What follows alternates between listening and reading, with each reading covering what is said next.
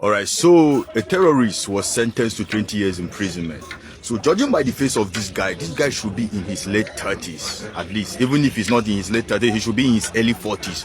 Which means 20 years plus his age. If he's in his late 30s, this man will be out of prison when he's 50-something.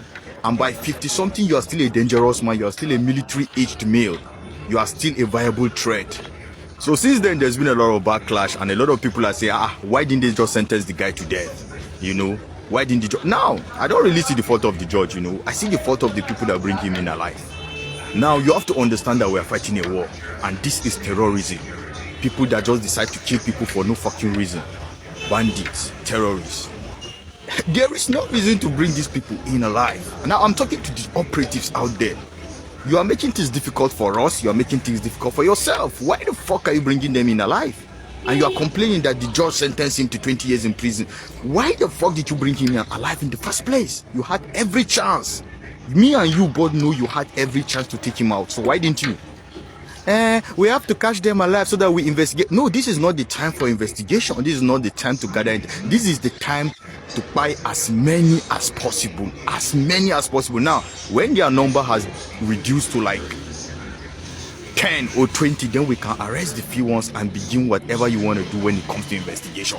But for now, Nnamdi KANU is in prison, but a Boko Haram leader, terrorist leader caught with guns, machine gun that have killed so many people, is in sentence for getting 20 years in prison. And that 20 years in prison means 10 years, because in prison it is being counted day and night.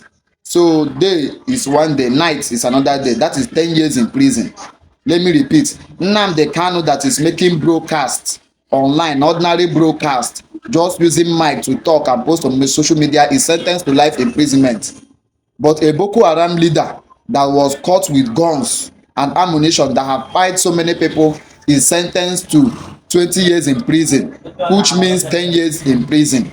This Boko Haram leader is 30 years old plus 10 years. That means when he comes out, he will be 40 years. And you tell me why, people will not go and join terrorism. You tell me why people will not go and join Boko Haram. This video now came from a military operative, from a personnel of the Nigerian police, of the special forces. This man right here is not happy that they are releasing Boko Haram leader. They are sentencing them to few years in prison, 10 years in prison. Whereas someone that is making ordinary broadcast, you jail that person for life. But a Boko Haram leader is only granted 10 years in prison. Later people will say, why does Igbos want to leave Nigeria?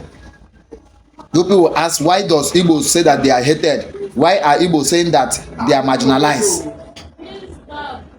Which other evidence do you need? When Igbos come out and cry that they are being hated, they are treated poorly in the country, people will say that they are lying. What can you call this? That a Boko Haram leader caught on operation with guns was sentenced to 10 years in prison, whereas someone that is making a mere a broadcast is sentenced to life in prison.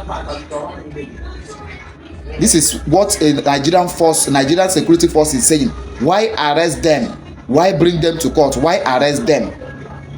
Because if it were Nigerian army, they will kill them on spot. If Boko Haram should catch Nigeria, the other day they killed an army general, they kill commanders, they kill police, they kill everybody. But when you catch them, you take them to court and they will be released later. This is crazy.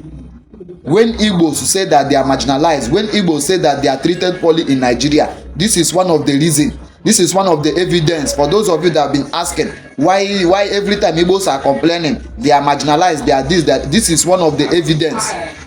Because tell me one good reason why you are negotiating with bandits, paying ransom to bandits, granting bandit amnesty, but the ones that concern Igbos, you are jailing them, sentencing them to life imprisonment. This is wickedness.